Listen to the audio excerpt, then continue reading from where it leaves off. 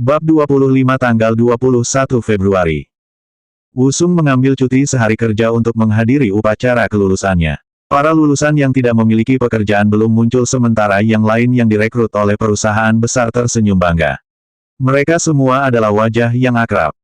Mereka terlihat sangat muda. Dia tahu bagaimana mereka akan terlihat dalam 10 tahun. Sebagian besar akan menikah dan punya anak. Wusung juga tersenyum. Ibunya, Kim Jung, bertanya. Ada apa dengan senyum banggamu? Haha, sangat menyenangkan melihat begitu banyak anak muda. Kamu terdengar seperti orang tua. Wusung menggaruk kepalanya dan tertawa dengan canggung. Oh haha. Ayahnya, Kang Gichun, menambahkan. Sekarang setelah kamu lulus dan mendapat pekerjaan, saatnya untuk bertemu seorang gadis muda yang baik dan menikah. Haha, baiklah, ayah. Aku akan segera menikah dan memberimu cucu. 10 tahun yang lalu, dia akan memecat ayahnya, tetapi dia merasa berbeda sekarang. Wusung berusaha bersikap pengertian dan menghargai. Kim Jung memandangnya lucu dan bertanya. Oh ya, apakah Anda bahkan punya pacar? Hei, ada banyak gadis yang beruntung memiliki aku. Hei lihat, mereka melambai padaku. Teman-temannya memanggilnya dari jauh.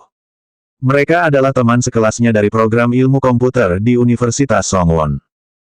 Dalam kehidupan sebelumnya, ia berhenti menghadiri reuni tahunan setelah 2 tahun bekerja, yang berarti sudah hampir 8 tahun sejak ia terakhir kali melihat teman-teman sekelasnya. Lebih dari segalanya, Wusung merasa aneh ketika melihat Yun Chanjong. Yun Chanjong. Dia adalah pengembang yang berbakat dan lulus dari kelas. Sebuah perusahaan besar mempekerjakannya dan semua orang iri padanya. Wusung juga cemburu padanya. Chanjong. Anda di sini. Haha, aku dengar kamu mendapat pekerjaan. Teman sekelas lain, Park Jong-hyun, menyambutnya. Kudengar kau disewa oleh perusahaan bernama Daesan. Ketika Wusung mengangguk, dia melanjutkan. Apakah gajimu layak di sana? Jika tidak, Anda harus menunggu untuk mencari pekerjaan yang lebih baik. Haha, itu tidak buruk. Ini adalah perusahaan menengah, jadi itu tidak bisa menjadi besar. Yun Chanjong membungkam Park Jong-hyun dan menambahkan. Tidak masalah perusahaan tempat kamu bekerja selama kamu memiliki keterampilan. Park Jong-hyun tidak setuju. Tapi selalu lebih baik bekerja di perusahaan besar. Chanjong, Anda bekerja di Daeyang sekarang, jadi saya harap Anda memasukkan saya ke dalam kelompok belajar Daeyang Anda. Sistem Daeyang. Itu adalah salah satu perusahaan besar yang bermitra dengan Nuri Finances dan juga mengawasi perusahaan-perusahaan outsourcing. Wusung tahu betul. Baik, tapi kamu harus bekerja keras. Jika tidak, Anda keluar. Sementara keduanya mengobrol, Wusung melihat sekeliling. Dia masih belum bisa melihat orang yang paling ingin dilihatnya. Yorem juga ada di sini. Dia jarang datang ke acara sekolah manapun. Wusung berhenti, lalu berbalik. Cha Yorem. Dia juga lulus dari kelas ini dan dipekerjakan oleh Daeyang System seperti Yun Chanjong. Dia juga cinta pertama Wusung. Dia tampak persis seperti yang kuingat. Park Jong-hyun berkata dengan iri. Siapapun yang menikahi Yorem adalah pria yang beruntung. Dia punya dada besar. Yun Chanjong menyodoknya untuk membuatnya berhenti. Menolak menerima isyarat itu, Park Jong-hyun bertanya pada Wusung. Bagaimana kencanmu dengan Yorem? Apakah kalian melakukannya? Itu baik. Yun Chanjong memelototinya, tapi dia tidak berhenti. Siapa yang peduli sekarang? Lagi pula mereka putus. Wusung adalah satu-satunya yang berkencan dengannya. Beritahu kami tentang dia. Kampung halamannya adalah Provinsi Gyeongsang, yang jauh. Orang tuanya adalah petani miskin, jadi agar tidak menjadi beban, dia bekerja keras untuk mendapatkan beasiswa penuh. Wusung tahu betapa kerasnya dia bekerja. Dia selalu memiliki pekerjaan paruh waktu hanya untuk mencari nafkah saat bersekolah. Dibandingkan dengan dia merasa malas dan tidak berguna. Ketika Wusung tetap diam, Park Jong-hyun bertanya lagi. Sekarang aku ingat, Yorem hidup sendirian, kan? Wow, pasti luar biasa. Saat itu, Cha Yorem dan beberapa teman sekelasnya mendekati mereka. Wusung tidak pernah segugup ini dalam hidupnya. Itu dingin, tapi dia berkeringat deras. Cha Yorem melirik Wusung sebentar dan berbicara dengan Yun Chanjong. Kamu juga datang. Di mana Anda melamar? Dia tampak hebat dalam blus putih yang rapi. Park Jong-hyun tampak gugup juga. Yun Chanjong menjawab. Saya mendaftar untuk masuk ke Departemen Pengembangan Solusi. Bagaimana dengan kamu? Departemen Keuangan. Saya mendengar beberapa hal yang menjanjikan tentang hal itu. Mereka berbicara dengan santai. Mereka sekarang bekerja di Dayang System, yang berarti mereka mungkin mengikuti seminar pengantar yang sama dan menghabiskan waktu bersama. Wusung menatap mereka dengan iri. Sementara Wusung fokus pada Chaeyoreom, teman sekelas wanita lain memintanya. Aku dengar kamu juga mendapat pekerjaan. Anda tidak belajar keras, tetapi Anda mendapat pekerjaan dengan sangat cepat. Park Jong-hyun menggodanya tanpa ampun. Ini hanya perusahaan menengah bernama Daesan. Ya, pekerjaan adalah pekerjaan. Chaeyoreom melirik Wusung lagi. Wusung tersenyum dan menjawab. Haha, itu semua berkat Chanjong. Dia mengatakan kepada saya untuk melamar, dan saya mendapatkan pekerjaan itu. Itu benar-benar berkat Yun Chanjong. Dia mendorongnya dan bahkan mengajarinya beberapa pertanyaan wawancara yang mungkin. Bahkan saat itu, Wusung menghindari Yun Chanjong 10 tahun yang lalu karena dia cemburu. Wusung merasa seperti orang idiot. Dia sangat muda saat itu. Chaeyoreom mengucapkan selamat kepadanya. Yah, aku senang kamu mendapat pekerjaan. Ini semua tentang seberapa baik Anda di bidang ini, bukan jenis perusahaan tempat Anda bekerja. Wusung memandang Chaeyoreom. Seiring waktu berlalu, kegugupannya mereda. Dia sekarang menyadari apa yang dia rasakan adalah nostalgia, bukan cinta. Terima kasih. Aku akan melakukan yang terbaik. Untuk ketidakpedulian Wusung, Chaeyoreom membelalakan matanya dengan bingung. Keren. Semoga berhasil. Park Jong-hyun tampaknya masih cemburu saat dia menambahkan. Tapi itu masih perusahaan kecil. Anda tidak dapat menyebut diri Anda sukses jika Anda tidak bekerja untuk perusahaan besar. Kalian semua idiot. Teman sekelas perempuan lainnya menjawab dengan kesal. Kamu bahkan tidak punya pekerjaan. Hei, aku mempersiapkan diri untuk masuk ke perusahaan besar. Chanjong berjanji akan membantuku, jadi itu akan segera terjadi. Anda akan melihat. Pes, kalian semua bicara. Waktu berlalu dengan cepat ketika mereka berbicara. Wusung memanggil orang tuanya, yang sedang tur sekolah. Dering cincin. Dering cincin. Kim Menjung menjawab dengan cerah. Putra. Bu, kamu di mana? Saya siap untuk pergi sekarang. Wah, nak, Anda dapat menghabiskan lebih banyak waktu dengan teman-teman Anda jika mau. Suara ibunya terdengar terlalu ceria. Biarkan aku tahu di mana kamu berada, aku akan menemukan kamu. Sekolah itu memiliki banyak siswa, jadi seharusnya berisik, tetapi Wusung tidak mendengar suara di telepon. Dia juga bisa mendengar suara orang asing berbicara kepada ibunya. Baik, kalau begitu ayo pergi. Dia terdengar familiar. Bu, kamu bicara dengan siapa? Apakah kamu masih dekat pintu masuk utama? Oh, aku hampir sampai. Sini. Sedan hitam mendekati kelompok Wusung. Itu adalah Mercedes-Benz. Itu berhenti tepat di depan Wusung. Park Jong-hyun bergumam kaget. Benz. Ini juga S-Series. Park Jong-hyun menatap Wusung. Apakah ini mobil orang tuamu? Teman sekelas lainnya bergumam dengan rasa ingin tahu. Wow, apakah Wusung berasal dari keluarga kaya? Chaeyoreom juga tidak bisa menyembunyikan keterkejutannya. Kim Menjung keluar dari mobil sambil tersenyum. Wusung membeku. Dia ingat hari dia meninggal. Sedan hitam. Orang asing mengendarai mobil hitam. Teriak Wusung. Bu, apa ini? Hei, kenapa kamu berteriak? Yang Guangchul keluar dari sisi pengemudi. Wusung masih tidak bisa tenang. Mengapa kamu masuk ke mobil orang asing? Kang Gichun juga tampak bingung. Yang Guangchul mendekati Wusung. Jangan marah. Saya menawarkan untuk mengusir mereka. Keluargamu sekarang adalah keluargaku juga. Wusung bersikap dingin padanya. Kamu bukan saudaraku. Saya anak tunggal. Haha, kamu benar-benar bertindak seperti dewa uang. Sangat praktis. Saya suka itu. Wusung tidak menyukai situasi ini. Tidak ada jaminan bahwa Yang Guangchul tidak seperti Choi Gichul. Jika dia melukai orang tuanya. Mata Wusung dipenuhi amarah. Yang Guangchul menambahkan dengan ramah. Jangan lihat aku seperti itu. Maksud saya tidak ada salahnya. Saya mendengar ini adalah hari kelulusan Anda, jadi saya memberi Anda hadiah. Yang Guangchul menjatuhkan kunci mobil ke tangan Wusung. Mata Wusung membelalak kaget. Kamu punya SIM, kan? Semua orang menjadi terdiam. Bab 26 Yang Guangchul pergi dengan tergesa-gesa. Rasanya seperti mimpi, tetapi S-Class Mercedes-Benz di depannya adalah nyata.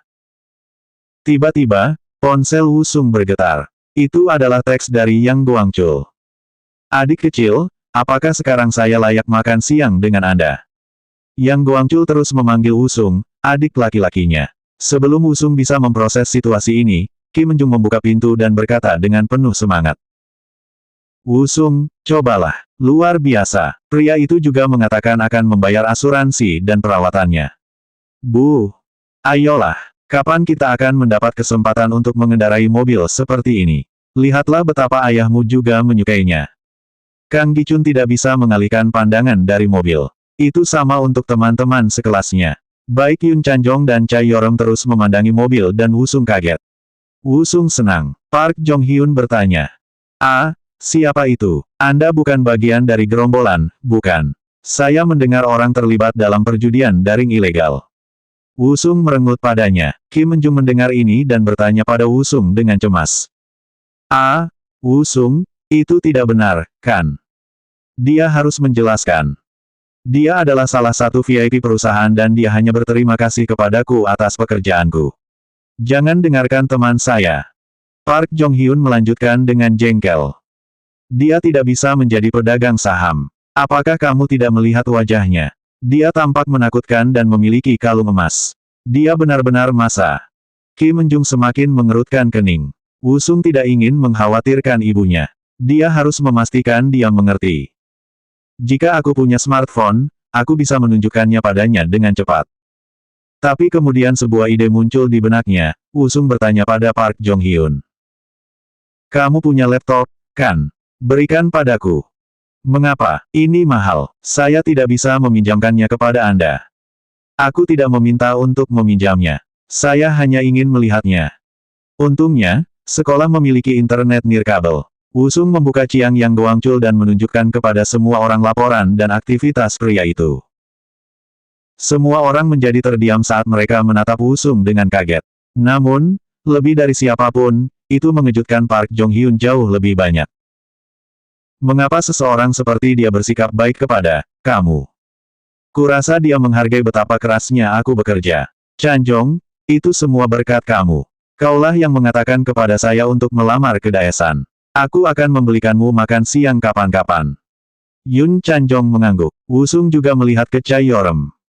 Aku juga berterima kasih padamu. Anda mendorong saya untuk bekerja keras. Mari kita berkumpul bersama dengan Chanjong. Bagaimanapun, kita akan bertemu lagi. Chai Yorem tampak bingung. Maksud kamu apa? Kim Menjung bertanya pada Wusung.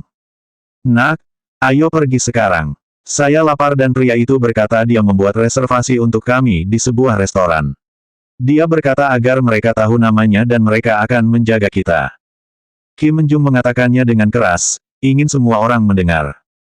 Dia bilang pergi ke Hotel Baek Jae. Park Jong-hyun tidak bisa menyembunyikan kecemburuannya. Setelah mengambil kembali laptopnya, dia bergumam pelan. Haruskah aku juga melamar ke perusahaan kecil sekarang? Wusung masuk ke mobil dan Kang Gichun mengisi dirinya dengan tanda kebahagiaan yang jelas saat ia melaju pergi. Setelah makan, orang tua Wusung kembali ke rumah terlebih dahulu. Wusung ingin bertemu dengan Yang Guangchul sendirian. Duduk di longe hotel, Wusung memanggilnya. Dalam beberapa detik, Yang Guangchul muncul melambai pada Wusung seolah-olah dia mengharapkan ini. Haha, adik laki-laki, apakah kamu mencari aku? Wusung masih curiga dengan seluruh kesepakatan ini. Apa yang kamu lakukan? Kamu sangat berbeda dari orang lain. Kebanyakan orang akan menyedot saya sekarang. Maka kamu harus berbicara dengan mereka. Tapi orang-orang itu lemah. Jika Anda yakin dengan keterampilan Anda, maka tidak perlu tunduk pada siapapun. Ketika Wusung tetap diam, Yang Guangchul tersenyum dan membimbing Wusung ke kamar pribadi. Haha, Ayo masuk ke dalam. Kami punya banyak hal untuk dibicarakan. Wusung mengikuti Yang Guangchul. Bagaimana kalau kita minum anggur? Alkohol baik untuk bersantai. Wusung menjawab dengan dingin. Aku tidak mau minum. Apakah aku melakukan sesuatu yang menyinggung perasaanmu? Belum. Haha, kurasa itu bagus. Aku hanya tidak percaya pada barang gratis. Wusung ingat hari dia meninggal. Choi Gichul membawanya ke klub pribadi yang mahal. Yang Guangchul mungkin tidak seperti Choi Gichul, tapi Wusung masih harus waspada. Suku kata terakhir mereka bahkan sama. Yang Guangchul, Choi Gichul, dia hanya tidak menyukainya. Ketika Wusung mengerutkan kening, Yang Guangchul melanjutkan. Haha, itu benar, maka saya harus memberitahu Anda alasannya. Yang Guangchul mengeluarkan PDA-nya dan terhubung ke situs webnya. Dia kemudian mengangkat postingan yang diunggah Wusung. Nama panggilanmu adalah Dewa Uang, kan? Wusung mengangguk. Anda menulis tentang dasar-dasar perdagangan algoritma. Wusung mengangguk lagi. Ketika dia mendaftar untuk menjadi anggota situs web ini, satu persyaratan adalah mengunggah beberapa posting yang bermanfaat. Setelah membaca ini, aku menelepon keuangan Nuri dan bertanya tentang kamu. Mereka memiliki banyak hal hebat untuk dikatakan. Di atas perdagangan cepat, Anda juga melakukan presentasi tentang mengubah proses pengembangan. Mereka tahu Anda telah menjadi pengembang yang berbakat, dan Anda baru berusia 26. Itu benar. Hahaha, keyakinan Anda luar biasa. Karena itu benar. Aku setuju, dan itulah sebabnya aku ingin menjadi temanmu. Untuk keterampilanku. Yang Guangchul mendekati Wusung dan mengendusnya. Terkejut, Wusung melangkah mundur. Aku mencium bau uang untukmu. Anda akan besar, dan saya tidak bisa menjauh dari Anda. Yun Gihwan mengatakan hal yang sama sebelumnya. Apa yang terjadi? Apakah saya menjadi lebih menarik atau sesuatu?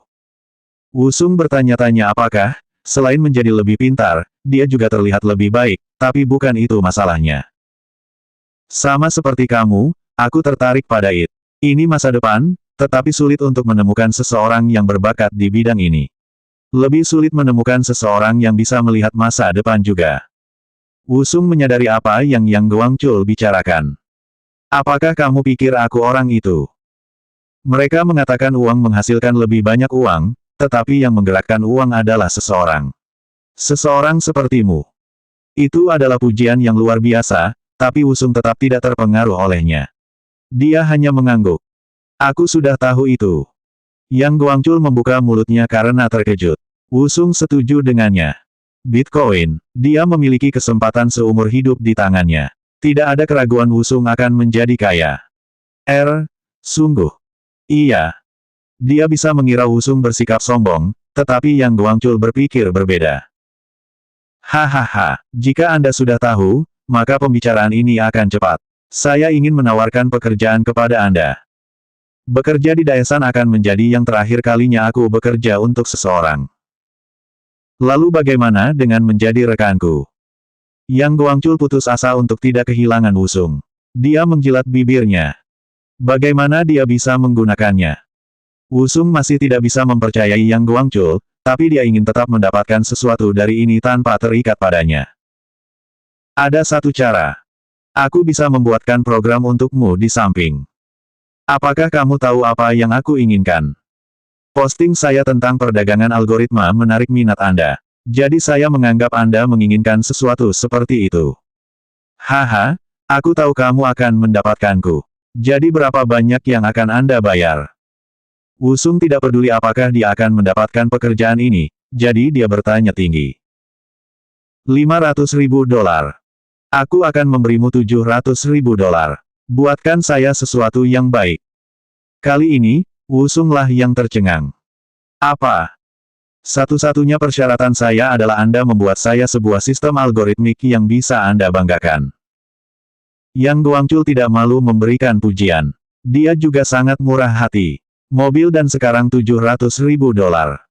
Dia tidak terduga. Kenapa kita tidak mendapat kontrak hari ini? Mungkin setelah minum lagi. Yah, kurasa aku bisa memiliki gelas. Tidak mungkin seseorang yang hanya menawarkan $700.000 akan berarti dia membahayakan. Wusung akhirnya bisa sedikit bersantai. Kim Yonggun melihat posting baru di situs web, Fire and Trading Club. Salah satu yang paling banyak dilihat berjudul, Dasar-dasar Perdagangan Algoritma. Nama panggilan penulis sangat berkesan. Dewa Uang. Kedengarannya hebat, jadi dia mengkliknya. Dasar-dasar perdagangan algoritma. Ini adalah cara untuk membeli dan menjual saham dengan mengikuti pedoman ketat. Bahkan jika Anda tidak menggunakan sistem komputer otomatis, jika Anda memiliki aturan sendiri yang Anda ikuti, itu masih akan dianggap sebagai algoritma. Hah? Kim Yonggun selalu berpikir perdagangan algoritma hanya disebut menggunakan sistem otomatis, tetapi menurut anggota ini, orang hanya bisa memiliki aturan pribadi. Memiliki aturan, atau algoritma, adalah dasar dari perdagangan. Jika Anda tidak memiliki algoritma, orang-orang akan mengejek Anda dan menyebut apa yang Anda lakukan sebagai taruhan daripada perdagangan. Karena itu, banyak orang gagal dalam perdagangan saham. Rasanya seperti seseorang baru saja memukulnya dengan palu. Hah, ini naik. Saya perlu membeli sekarang. Apa? Menjatuhkan. Haruskah saya menjual? Menjual. Oh tidak, sudah terlambat. Sialan. Menembak. Saya seharusnya tidak menjual. Kim Yonggun telah kehilangan banyak hal di pasar. Dia tidak punya aturan, dia hanya membeli dan menjual sesuai keinginannya. Dia membaca sekilas informasi tentang perdagangan, tetapi menjadi jelas sekarang bahwa ini tidak cukup. Anda harus membuatnya menjadi transaksi investasi yang cerdas, bukan perjudian. Lalu apa perbedaan terbesar antara keduanya? Berjudi tergantung pada keberuntungan Anda, tetapi investasi tergantung pada peluang matematika. Perbedaan antara keberuntungan dan peluang adalah apakah Anda bisa atau tidak bisa meningkatkannya. Inilah perbedaan terbesar dan terpenting. Kesempatan matematis adalah sesuatu yang bisa Anda tingkatkan jika Anda mau. Kim Yonggun tidak bisa berhenti membaca info yang relevan ini yang telah diposting, Dewa Uang. Semua yang dia katakan masuk akal. Dia ingin menyerap segalanya. Salah satu manajer hedge fund terbaik adalah Edward Top. Dia adalah ahli matematika yang brilian yang mengubah permainan blackjack menjadi permainan probabilitas. Dia bahkan menulis buku tentang itu.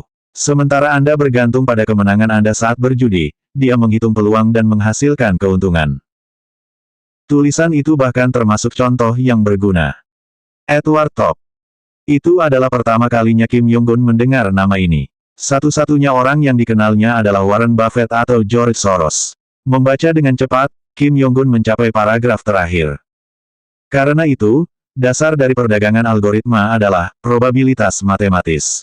Ketika Anda meningkatkan probabilitas, Anda akan meningkatkan penghasilan Anda. Kim Yonggun mengklik tombol "Suka" untuk post yang dibuat oleh Dewa Uang, yang sudah memiliki 3.108 suka. Posting Wusung adalah posting yang paling banyak dilihat dan paling disukai dalam sejarah situs web ini. Selanjutnya bab 27.